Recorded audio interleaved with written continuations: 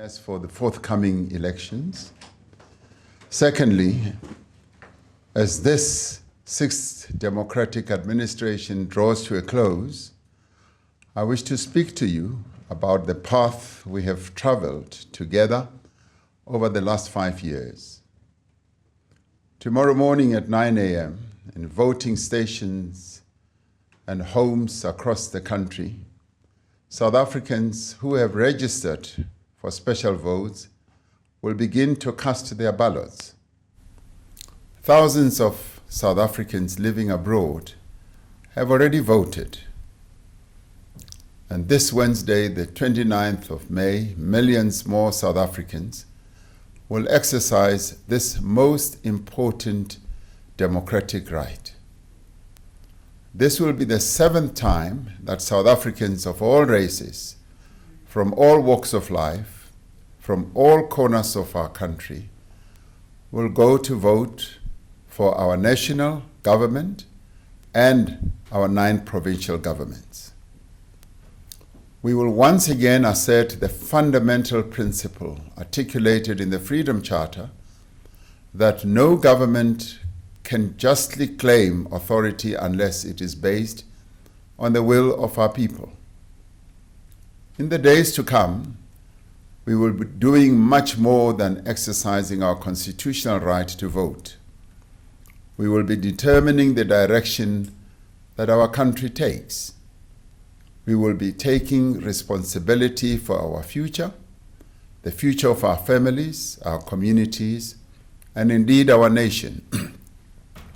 As we cast our votes, we will be vindicating the struggles and the sacrifices of the generations before us who fought for this precious democracy that we now enjoy.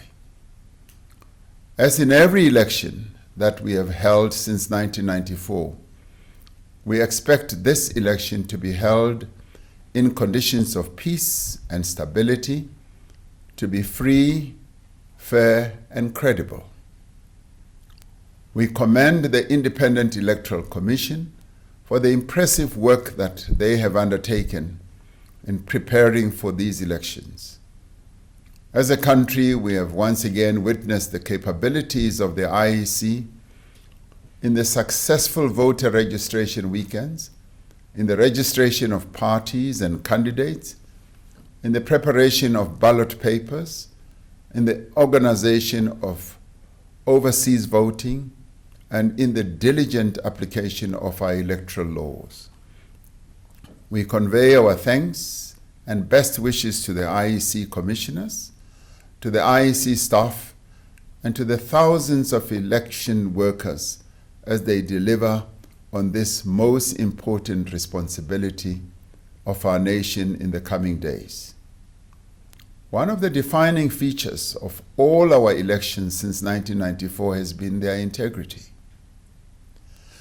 This has been made possible not only by the work and the conduct of the IEC, but also by the presence of party agents and independent observers from various parts of the world, including our own continent, as authorized by the African Union. The involvement of party agents gives people confidence that there is effective oversight of all aspects of the electoral process.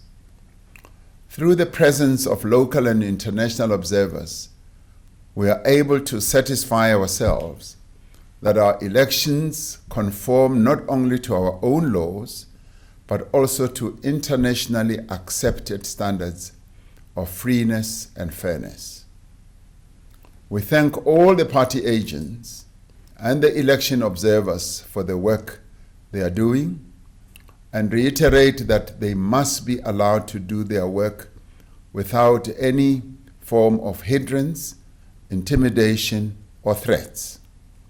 As in previous elections, our law enforcement agencies and security services have made extensive preparations to ensure that these elections are peaceful and that all South Africans can freely exercise their right to vote.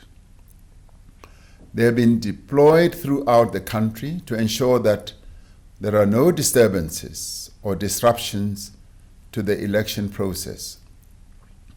We thank them for their professionalism, their dedication, and their vigilance. Over the course of the last few months, many different parties and candidates have vigorously and enthusiastically campaigned for votes. While the contestation has been robust and at times became heated, campaigning has been peaceful and free of intimidation. We commend all parties that have upheld the electoral code of conduct and that have ensured that their supporters adhere to the democratic principles that have long characterized our elections. We should all be concerned at reports that came out today about the obstruction of election activities, including unlawful entry at IEC storage sites in KwaZulu-Natal. We once again call upon all parties, all candidates, supporters, and every South African to refrain from any action that could interfere with the due process of the electoral process. Regardless of the outcome, let this election further entrench our democracy and strengthen our commitment to uphold this precious democracy. My fellow South Africans, this election brings to a close the sixth administration of our democracy. When this administration took office in 2019, our country stood at a turning point. We had endured a decade of corruption and state capture, of weak economic growth, and the erosion of our public institutions. Today, we have put that era behind us. We've placed South Africa on a new trajectory of recovery and laid a strong foundation for future growth. We have taken significant steps to reform our economy by implementing a number of reforms that affect various sectors of the economy. In tackling crime and corruption, we have introduced a number of initiatives and measures to reposition our criminal justice system. We've faced many challenges along the way, which have tested our resilience and our resolve as a people. Yet in each instance, we have confronted these challenges together. We have remained united. We have worked in partnership and in solidarity in many, many areas. Together as a nation, we brought state capture to an end. We dislodged the criminal networks that have stolen billions from our people, that had eroded our public institutions, and that had undermined the rule of law. Together, we worked to rebuild our law enforcement agencies, our security services, our state-owned enterprises that are still being rebuilt, and a number of other public bodies. Through the work of institutions like the National Prosecuting Agency, Investigating Directorate, the Hawks and the Special Investigating Unit, several state capture and corruption cases have been brought to court, and many more will still be brought to court. And billions of rands in stolen funds have been recovered and continue to be recovered. On Friday, I signed into law to establish the National Prosecuting Agency's Investigating Directorate against corruption as a permanent entity. There is still much that we need to do to end corruption in our country. However, as a country, we have sent a very clear message to the corrupt that they can no longer expect to get away with their crimes with impunity and without consequence. One of the developments that have defined the last 5 years was the COVID pandemic, which was the worst global health crisis in over a century. Our country and our people were not spared the devastation of the pandemic. More than 100,000 South Africans lost their lives to the illness. More than 2 million jobs were lost, and many businesses were forced to close. And yet the damage could have been far, far worse. As a country, we came together when it was most needed. We took extraordinary measures to keep ourselves and each other safe. We lowered the rate of infection and ensured that every person received the care that they needed. We introduced a massive package of social and economic support to protect vulnerable businesses, workers, and households from the destructive effects of the pandemic. More than 5.7 million workers received wage support through the special UIF scheme. Through the introduction of the special SRD grant, we provided relief to more than 11 million unemployed people at the height of the pandemic. This has now come down, the pandemic having come to an end. Working together, we succeeded in administering more than 39 million COVID vaccine doses. Even during the worst moments of the pandemic, we endured, and indeed we did overcome. This is how we are as South Africans. We confront every great difficulty and challenge with determination and courage. When in July 2021, it looked like our country would go up in flames, the people of South Africa stood firm against those who wanted to incite an insurrection. We proved that our democracy remains strong and our commitment to the Constitution of our country and the rule of law are resolute. When in April 2022 catastrophic floods struck parts of KwaZulu-Natal, the Eastern Cape and Northwest, South Africans came together to provide material assistance to those affected in order to help them rebuild their lives. And as we worked to rebuild our economy, South Africans came together in social partnerships to drive investment, to build infrastructure, and to remove the obstacles to inclusive growth. Our economy has returned to pre-COVID levels, and we have recovered jobs lost to the pandemic. As we confronted a debilitating electricity crisis, we came together as social partners. Through a concerted and focused effort, we achieved a sustained reduction in the severity of load shedding. Together, we supported Eskom's effort to improve the performance of its power stations. We enabled investment in new electricity generation capacity on a scale that is unprecedented in our country's history. Working with financial institutions, development agencies, businesses, and professional organizations, we revitalize investment in infrastructure. The value of projects currently in construction and infrastructure is over 230 billion rand, including in areas such as energy, rural roads, as well as dams and a number of other important infrastructure facilities.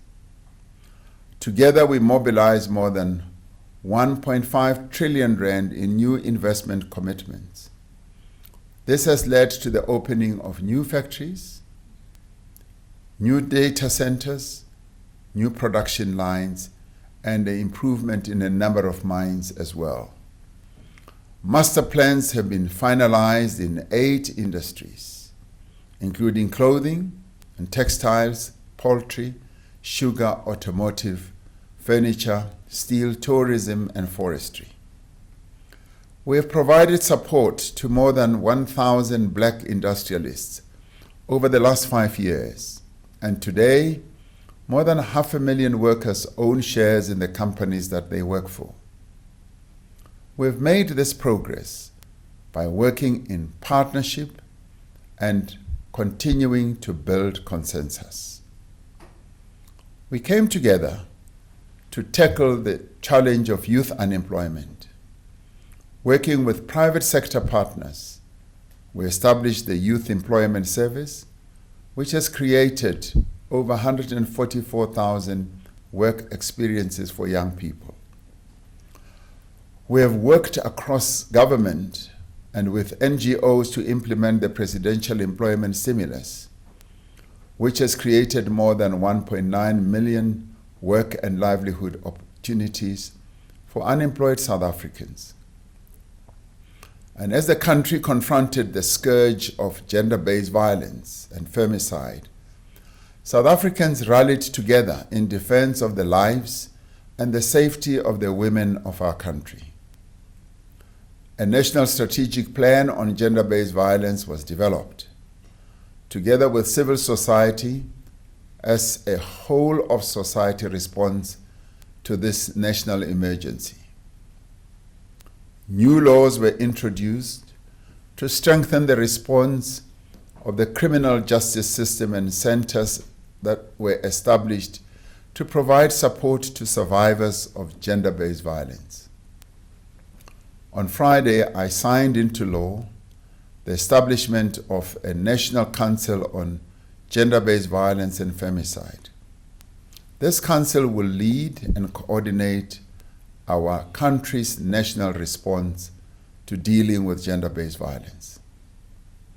We have worked together to rebuild community policing forums and to provide them with the resources they need to be more effective in the fight against crime.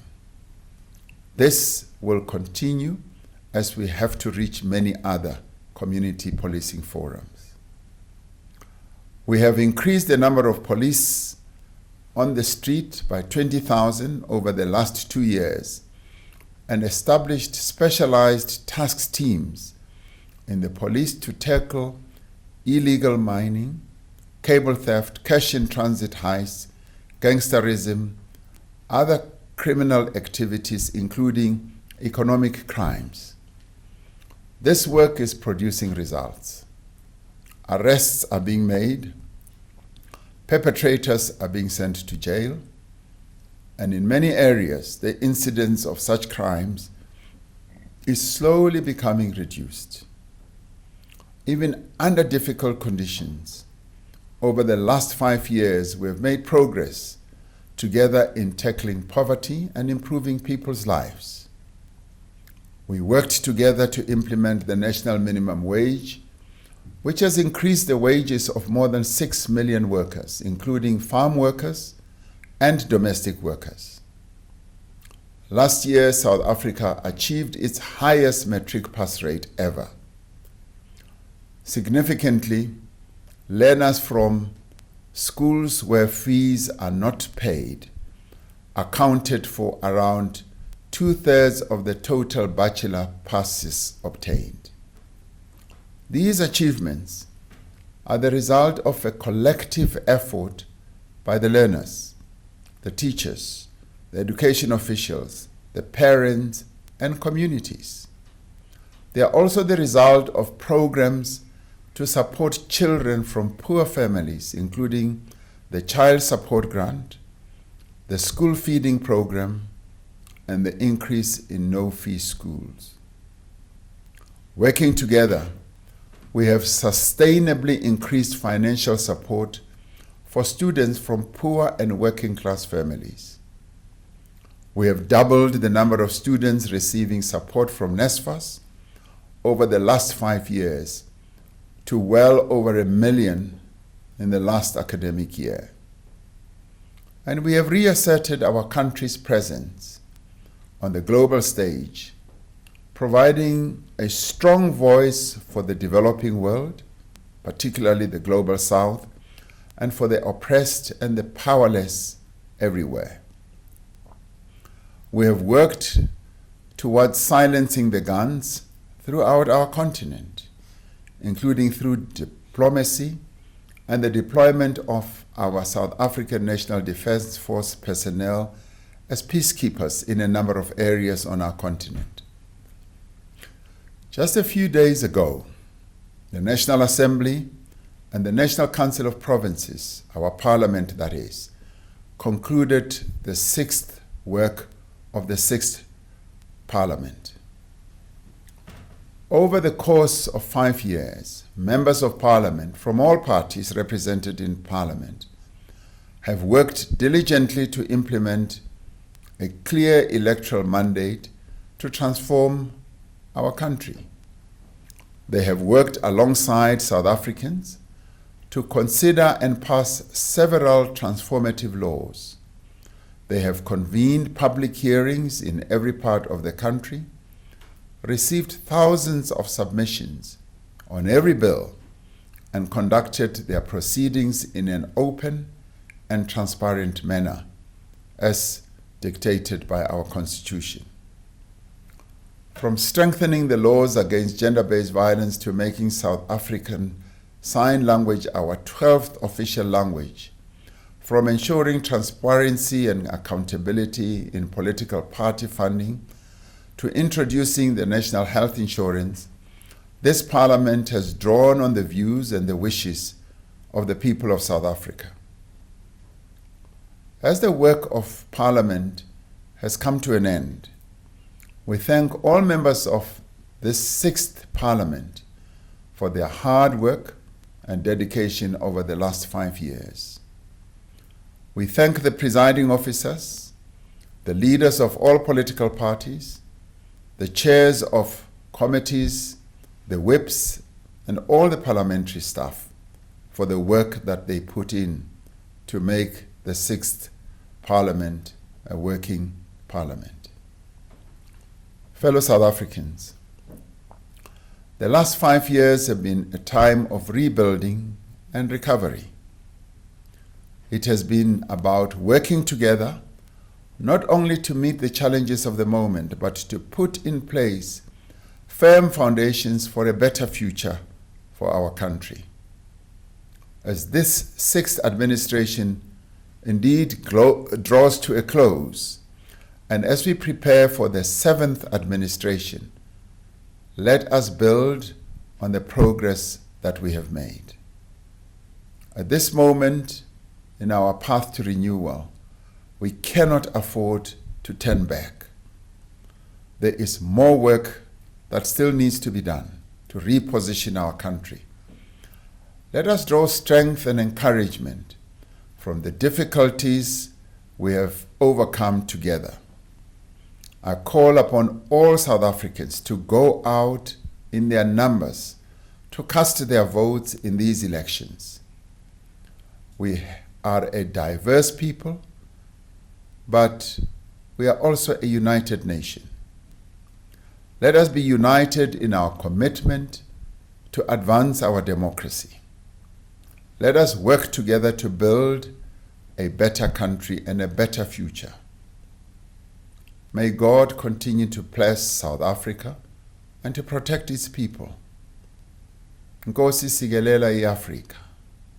Morena boloka setjhaba sa heso. God seën Suid-Afrika. Modimo ha ba phatotjhetse Afrika tshipembe.